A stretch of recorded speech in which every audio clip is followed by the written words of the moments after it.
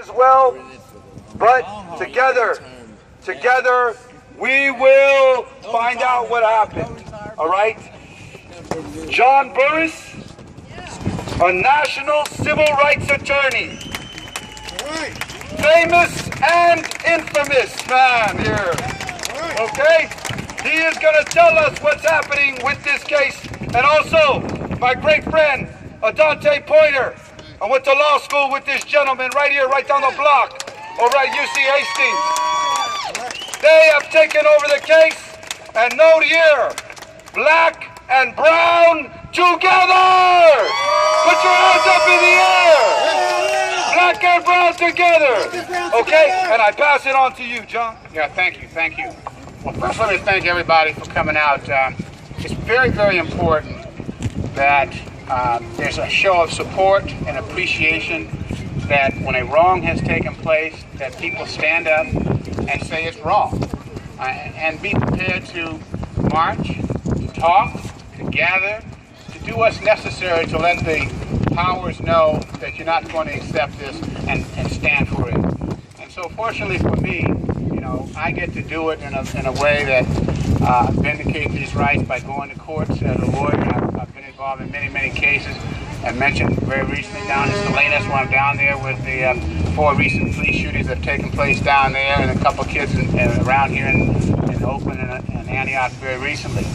But this case here has, with Alex, has struck a particular chord with us because the manner in which he died, being a good son, hard worker, trying to lead a decent life, to move his family along, and to suggest that he'd been engaged in the most ridiculous, outrageous conduct of pointing a stun gun or a taser at the police where they have guns drawn is insulting to everyone's intellect, and it's offensive, and it's truly offensive to the memory of Alex, because you know all of you knew him would never do anything like that. And so we are here today. Mr. Pointer and I have filed a civil rights lawsuit in this building alleging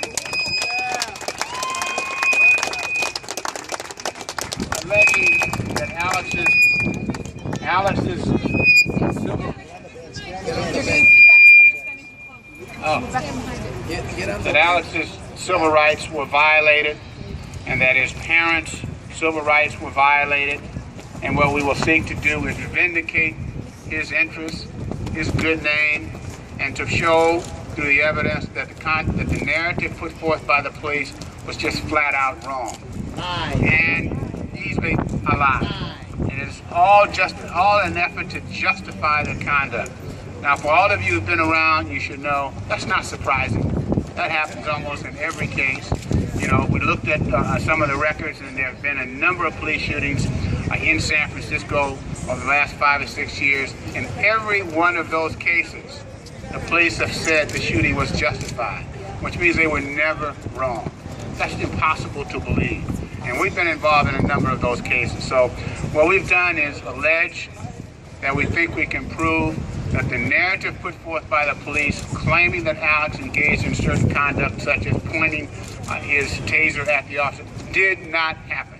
Yes. That there was no basis to shoot him, and they essentially shot him to pieces, I'm sorry to say. That his body was shot in such a way that it was substantially mutilated. He received well over 10 shots, and even though we have not received the pathology report, we did see the body, and we did in fact take photographs of it. And so we know what happened in terms of the number of shots. There may be other questions in terms of the angles and how those shots went into the body, but we feel very comfortable that 10 shots on Alex was an execution, and it was not justified by any facts or any conduct that he engaged in.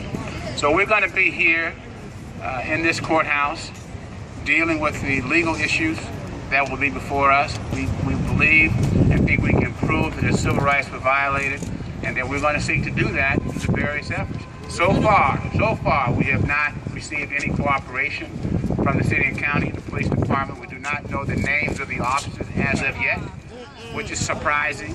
We have not received a pathology report, which also is surprising. And in many ways, the lawsuit has to be filed in order to have a mechanism to get this information.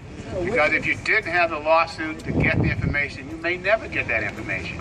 You would always be out there because the police is not obligated to give it to you unless there's some legal processes that will demand it. So we are very happy and fortunate and pleased that we're in a position to represent the family and to represent all of your interests, because what's going on in these days in the police in various cities engaging in Wild West type conduct, and people are being killed under circumstances that are woefully unjustified. And the only way you can stop that, or at least control it, is that you have to sue them and you have to request some form of justice. You do that not only outside the courthouse, but inside the courthouse. So you're outside the courthouse until it's time to be there, and we'll be inside the courthouse asking all of you to come with us, to join with us. All right, I'm going to give it to Adante. Thank you, brother. Thank you. Thank you, brother. Thank you. Thank you guys for coming out today. As Mr. Burris said, my name is Adante Pointer. I'm an attorney with the firm, and I'm very proud and honored to have this opportunity to represent the Nieto family in their search for justice, and justice and answers that they deserve. Justice and answers that have been denied to them in the community for far too long. In a city and in an area, San Francisco, Silicon Valley, technology, an instant city, if you will, where you can just pull out your smartphone and call a cab or Uber. Pull out your smartphone and essentially solve most of your problems. How could it possibly be that we could be 4 to 5, 6 months later and we still don't have the basic questions answered? How can a police chief stand in front of us and claim legitimacy when he cannot tell us how many shots were fired by the men that he's charged with supervising? How is it that we, in this place, San Francisco, that likes to believe ourselves to be people who fight for people's civil rights, equality, and justice, allow this injustice to go on? There's no reason that the information that this family deserves as to how their son, our brother, our friend, our leader, our organizer, met his death there in Bernal Heights Park. There's just no reason that that story has not been told. That if you, the police department that is, if this was justified, why not be transparent? Why not open up your files and let us inspect it so that we could see that what you're saying is the truth? Right? If it's the truth, you have nothing to hide. However, through your efforts, and by your efforts, I mean the community's efforts, through our office's efforts, and we're a part of that community, we launched our own investigation. And we are here today because our investigation shows that what the police have said is simply not true. Wow! Wow! Now, this journey to justice will not be quick. This journey to justice will not be easy. It's going to take every single one of us to play our part. Like Mr. Burris said, we'll be in the courtroom, and one day that day will come where we'll be looking for you all to be right there behind us, supporting us. And I know we can count on you all, right? Amor for Alex! Thank you. Thank you, my great friend Adante, man. It's a pleasure and an honor to know you and to know all of you here. Man, you are in my heart. You are in my heart. You are in my soul, gente. Okay, look, we've done a beautiful, unprecedented thing.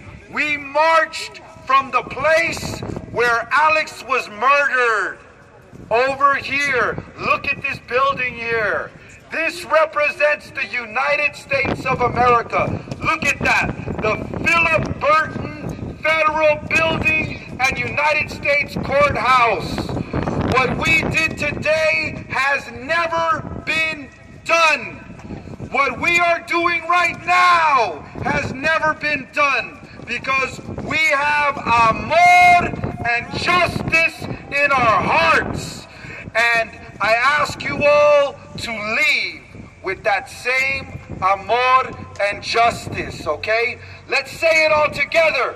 Amor! Amor! Justice! Justice! Amor! Amor! Justice! Justice! Amor! Amor! Justice! Justice! Now, gente, if you want to become more involved, please visit the justiceforalexnieto.org website. All right? Spread the word. And also the Facebook page called Justice for Alex Nieto. We have over 3,000 members on that page. Yes, that's right. Okay? And so, my love to you all, I look forward to knowing and seeing you all again in the very near future. This is the beginning of the fight, not the end. Adios, everyone. Adios.